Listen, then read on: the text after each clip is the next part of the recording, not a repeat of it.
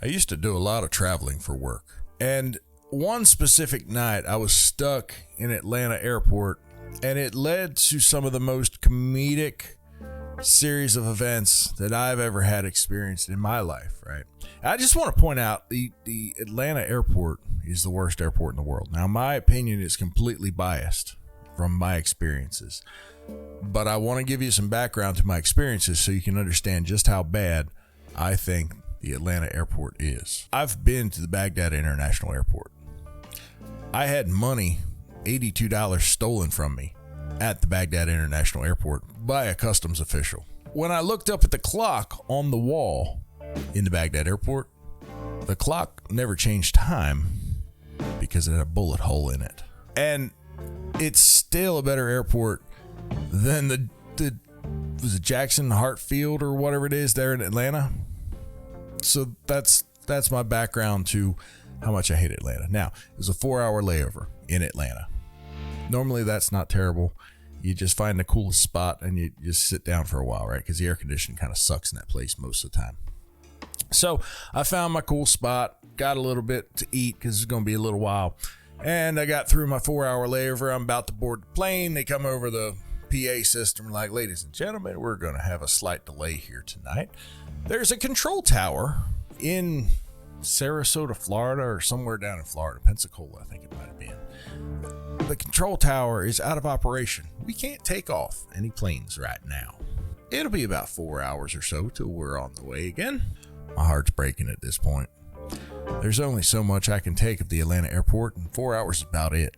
Now I got another 4 hours to spend. So I reset my brain and start over again, right? We're waiting for this thing, right? We finally get to the point where it's our time. So we get up to the counter, right? And they take our tickets. We get on the plane, and we're sitting down on the plane, and a lady comes over the PA system like, hey, ladies and gentlemen, our flight crew has already plotted out our path, but the flight, what do they call it? First officer, you can't say co-pilot anymore because that's sexist or whatever.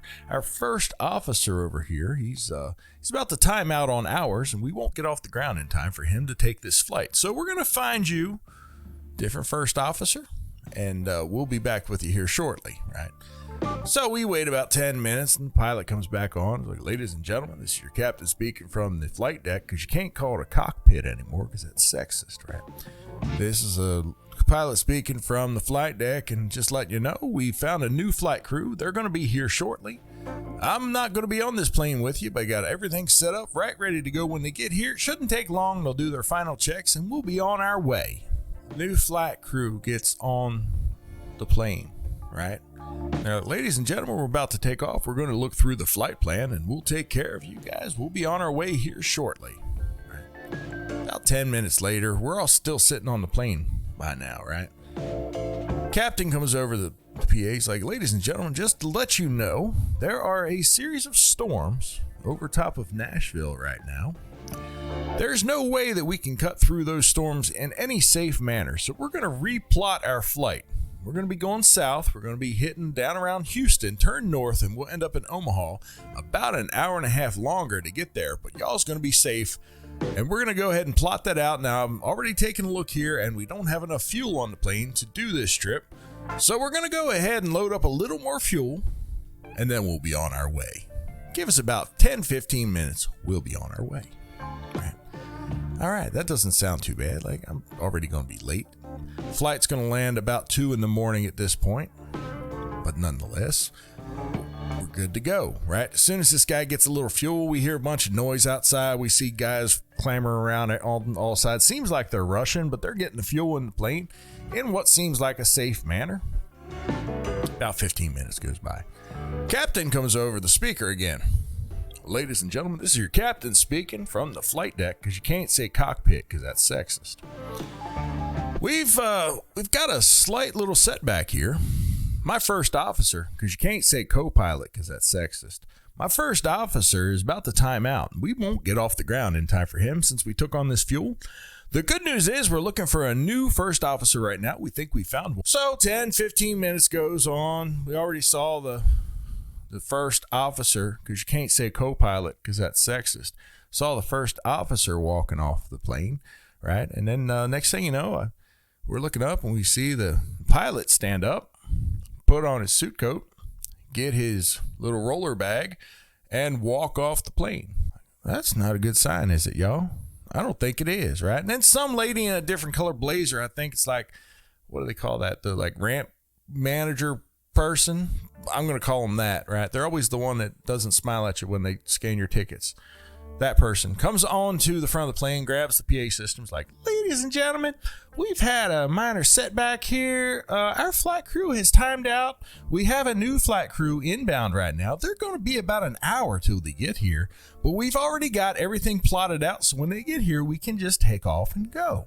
I'm starting to sense some reruns here, right? This is syndicated. We've seen this before, right? This is nothing new. I was expecting a brand new episode of Full House, and what we got was reruns of Family Matters. And this I'm starting to get frustrated now because, I mean, we're already late. I don't even know how late we are at this point. It's hours late. And they come up with this whole new deal, right? You can't, it is what it is, right? So we wait an hour. New pilot, new co-pilot. I mean, first officer, you can't say co-pilot because that's sexist. You go up into the cockpit. I mean, flight deck. You can't say cockpit because that's sexist. You got to say flight deck. Anyway, they get in there, right? They come over the radio immediately. Ladies and gentlemen, I just flew in over at Nashville myself. I've been briefed on your situation here tonight. We understand what's going on. We're going to get you home in a safe and as fast as we can.